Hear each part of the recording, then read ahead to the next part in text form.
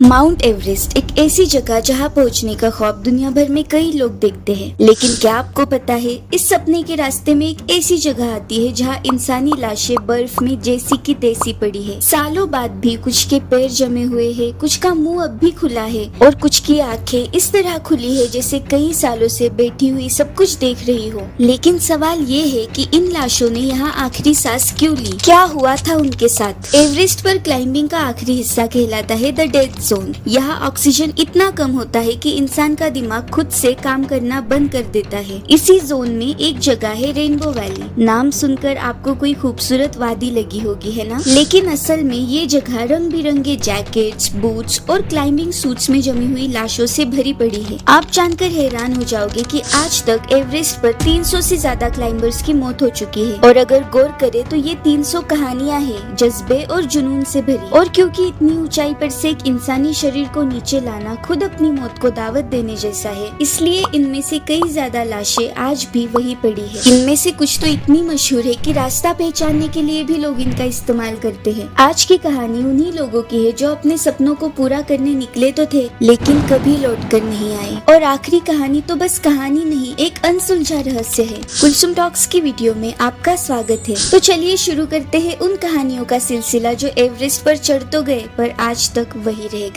शुरुआत करते हैं ग्रीन बूट से। 1996 में इंडियन क्लाइंबर सेवांग ने एवरेस्ट पर चढ़ाई का चैलेंज लिया, लेकिन ये कोई आम चैलेंज नहीं था क्योंकि सेवांग बगैर ऑक्सीजन के चढ़ाई करने वाला था। Tsewang Indo Tibetan border police की एक टीम का मेंबर था। जब उसकी टीम एवरेस्ट की चोटी के करीब थी तभी मौसम ने अपना रुख बदला। एक भयानक तूफान ने एवरेस्ट को अपने कब्जे में ले लिया। विजिबिलिटी 0 और हर तरफ बस बर्फ की सफेदी, यहाँ तक कि उनके रेडियो सिग्नल्स भी टूट गए। सेवांग फिर भी हिम्मत करके अपने 2 साथियों के साथ आगे बढ़े, पर उन्हें वापसी का कोई रास्ता नहीं मिला। फिर उन्हें वहाँ एक छोटी सी गुफा जैसी जगह दिखी जहाँ उन्होंने पनाह ली और वही सेवांग का फाइनल रेस्टिंग प्लेस बन गया। सेवांग ने पहने हुए नियॉन ग्रीन कलर के बूट्स उनकी पहचान बनकर रह गए। उसकी बॉडी आज भी वही बूट्स पहनकर वहाँ लेटी हुई है और बर्फ में जमी हुई है। कुछ कहानियाँ इतनी दर्दनाक होती है कि रूह कांप उठे, है ना? कुछ ऐसी ही है हमारी अगली कहानी, एक खूबसूरत औरत की जिसका सपना था एवरेस्ट पर चढ़ना, लेकिन कुछ ऐसा हुआ कि वो हमेशा के लिए वही रह गई। जब मौत उसके करीब आई तो उसकी आंखें इस तरह खुली थी कि आज तक खुली रह गई। फ्रांसिस आर्सेंटिव। 1998 में फ्रांसिस घर से निकली थी एक एम के साथ, और वो था बिना बॉटल ऑक्सीजन के एवरेस्ट चढ़ने वाली पहली अमेरिकन महिला बनना। और उनका साथ देने के लिए उनके हस्बैंड सर्जाई आर्सेंटिव भी उनके साथ चढ़े। फ्रांसिस एवरेस्ट के पीक पर पहुंचने में सफल रही, लेकिन रात हो चुकी थी, इसीलिए रिटर्न क्लाइंब डिले हो गया। अब ऑक्सीजन की कमी, अल्टीट्यूड सिकनेस और एग्जॉशन की वजह से फ्रांसिस का शरीर उसका साथ छोड़ने लगा था। अगली सुबह क्लाइंबर्स ने उन्हें देखा, वो एक लेज पर थी, सेमी कॉन्शियस स्टेट में। बर्फ से उनका चेहरा मानो जम सा गया था। फिर भी फ्रांसिस ने उन क्लाइंबर्स से मदद की गुहार लगाई और कहा, don't leave me please, don't leave me here. पर फ्रांसिस को नीचे लाना इम्पॉसिबल था। 2 दिन तक फ्रांसिस वहाँ मौत से लड़ती रही, बिना ऑक्सीजन के और बगैर किसी मूवमेंट के, और फिर हमेशा के लिए खामोश हो गई। कहते हैं फ्रांसिस का चेहरा इतना शांत था जैसे कोई बस सो रहा हो, इसीलिए उसे स्लीपिंग ब्यूटी ये नाम दिया गया। लेकिन फ्रांसिस की आंखें ऐसी खुली थी जैसे आज भी किसी के इंतजार में हो। और फ्रांसिस के हस्बैंड सर्जाई भी फ्रांसिस को ढूंढते हुए एवरेस्ट पर ही कहीं गायब हो गए। पर 1 साल बाद एक एक्सपेडिशनल टीम के मेंबर जैक नॉर्टन को एवरेस्ट पर सर्जाई आर्सेंटिव की लाश मिली। ग्रीन बूट्स की तरह स्लीपिंग ब्यूटी को लैंडमार्क नहीं बनाया गया, बल्कि उसकी रिस्पेक्ट में उसके फाइनल रेस्टिंग प्लेस को कभी डिस्क्लोज नहीं करने का फैसला लिया गया। और फ्रांसिस की बॉडी को अमेरिकन फ्लैग में लपेटकर एक ऐसी जगह रखा गया जहाँ से वो आते जाते क्लाइंबर्स को दिखाई ही ना दे। अब आते हैं उस दिल दहलाने वाली कहानी पर जहाँ एक आदमी एवरेस्ट पर जिंदा था, मदद की भीख मांग रहा था, पर किसी ने उसकी तरफ हाथ नहीं बढ़ाया। क्या इतने बड़े एवरेस्ट पर इंसानियत की कोई जगह नहीं? ये कहानी है एक ब्रिटिश क्लाइंबर डेविड शार्प की, जो कि 2006 में अकेला माउंट एवरेस्ट की चढ़ाई पर निकला। अनफॉर्चुनेटली जब वो पीक के करीब था तभी उसका ऑक्सीजन सिलेंडर खत्म हो गया और लो ऑक्सीजन से परेशान होकर वो एक गुफा में जाकर बैठ गया। कोइंसिडेंटली ये वही गुफा थी जहाँ ग्रीन बूट्स की लाश थी। डेविड वहाँ मौत से लड़ रहा था और अगले 24 घंटों में लगभग 40 क्लाइंबर्स उसके पास से गुजरे। कुछ ने उसे जिंदा देखा, बर्फ को उसके मुंह पर जमता हुआ देखा, पर कोई मदद के लिए आगे नहीं आया। डेविड की आंखें आधी खुली थी, होठों से कुछ आवाज निकल रही थी, लेकिन एवरेस्ट पर और 1 सेकंड का डिले भी दूसरों की जान ले सकता है। शायद इसीलिए वहाँ कोई नहीं रुका और डेविड वही ग्रीन बूट्स के साथ हमेशा के लिए रह गया। अगर आप उन 40 क्लाइंबर्स में से होते तो क्या आप डेविड की हेल्प करते?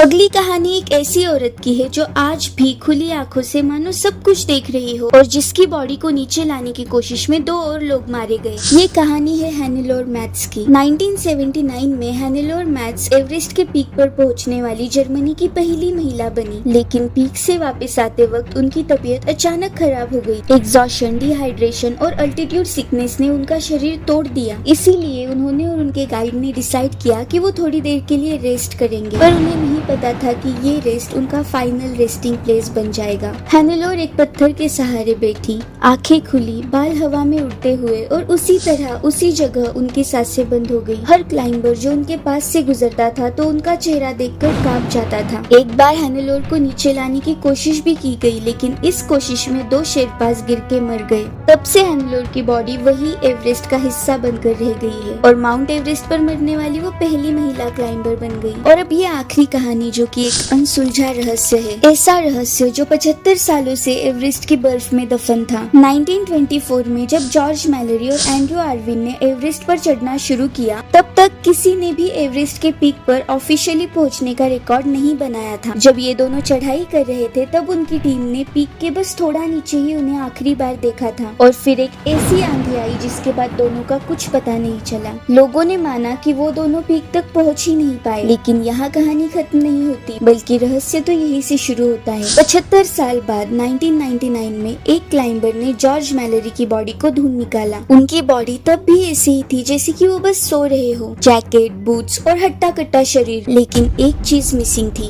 उनकी वाइफ की फोटो। अब आप सोचोगे कि इसमें कौन सी बड़ी बात है, लेकिन जब जॉर्ज घर से निकले थे तो उन्होंने डिसाइड किया था कि वो अपने वाइफ की फोटो एवरेस्ट के पीक पर छोड़कर आएंगे और वो अपने वाइफ की फोटो अपने साथ ले गए। लेकिन जब 1999 में उन्हें ढूंढा गया तो उनके पास कोई फोटो नहीं मिली। तो क्या वो अपनी वाइफ की फोटो ऊपर छोड़कर नीचे उतर रहे थे? और एक बात, जॉर्ज के पॉकेट में एक अनब्रोकन स्नो गॉगल्स मिले, जिससे अंदाजा लगाया गया कि वो पीक पर चढ़कर रात के वक्त नीचे उतर रहे थे जब उनकी मौत हुई। तो क्या इन बातों का मतलब ये है कि जॉर्ज माउंट एवरेस्ट के पीक पर चढ़ने वाले पहले क्लाइंबर थे? ये राज आज भी एवरेस्ट की बर्फ के नीचे दबा हुआ है। रेनबो वैली में पड़ी हुई 300 से ज्यादा लाशें वो ख्वाब है जो पूरे नहीं हो पाए, और शायद एक रिमाइंडर भी कि तुम्हारा जुनून तुम्हारी जान भी ले सकता है। अगर आप कभी माउंट एवरेस्ट गए तो इन लाशों की आंखों से आंखें मिला पाओगे? वेल, एवरेस्ट की घाटी में जो हुआ वो आपको हिला गया होगा, लेकिन इस वीडियो में कहानी है भारत के उन गाँव की जहाँ सच और कल्पना के बीच की दीवारें धुंधली पड़ जाती है। तो इसे जरूर देखना। अगर ये वीडियो पसंद आई हो तो लाइक और सब्सक्राइब करके इस वीडियो के बारे में अपनी कीमती राय कमेंट में शेयर करना मत भूलना। मिलते हैं अगली वीडियो में। मैं हूँ कुलसुम और आप देख रहे हैं कुलसुम टॉक्स।